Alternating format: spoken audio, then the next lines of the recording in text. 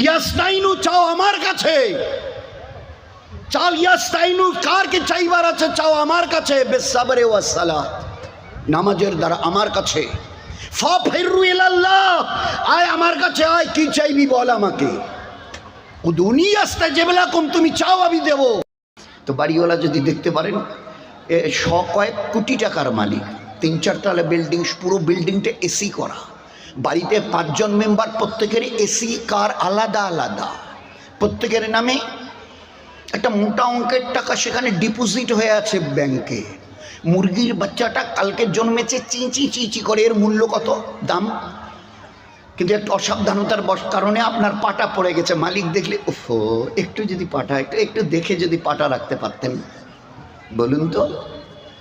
ওই কথাটাই আমাদেরকে আমাদের নবী আর আমাদের আল্লাহ বোঝাতে চেয়েছে, সৃষ্টির সেরা হয়েছো, ভালো মন্দ তুমি বোঝো। এটা ঠান্ডা পানি, হাত দিলে হাতটা ঠান্ডা হবে, এ পানিটা গরম আর অনেক ধোঁয়া বেরোচ্ছে, খুব গরম, হাত দিলে হাত ফসকা পড়বে, এটা তুমি বোঝো? বলো হ্যাঁ বুঝি। পানিতে হাত দিলে ঠান্ডা হয়, আগুনে হাত দিলে জ্বলে যায়, বোঝো? বলে হ্যাঁ। এর নাম বিবেক। এই বিবেক দিয়ে তোমাকে সৃষ্টির সেরা করা হয়েছে। Try to remember it, you the peoples of this world, you are the best creation than the other creations of this world. সমস্ত সৃষ্টির মধ্যে তোমাকে সেরা করে, সবচাইতে দামি করে সৃষ্টি করা হয়েছে। তুমি তোমার ব্যবহারের দ্বারা পরিচয় করিয়ে দাও আমি সৃষ্টির সেরা। অপরের পকেট থেকে টাকাটা 50, 200, 1000, 2 বের করে নিলে তুমি সৃষ্টির সেরা হলে নাকি? বলেন না। অন্যকে গালিগোলজ, গিবত, শেকায়েত, বহতান, চগলখড়ি, জুলুম, ধোকা, ফেরে, ছক্কা পাঞ্জা করলে এটা তোমার শ্রেষ্ঠ মানুষ হবার পরিচয় হলো নাকি? বলো তুমি, please give me the answer, উত্তর দাও। এটা ভালো মানুষ হওয়ার পরিচয়?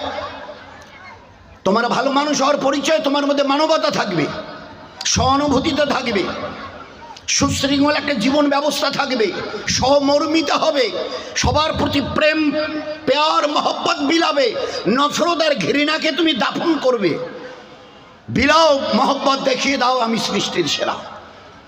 তেল পরিমাণ কারো অন্যায় করতে যেও না, আল্লাহর বড় কষ্ট হয়। আল খালকু এ আলুল্লাহ।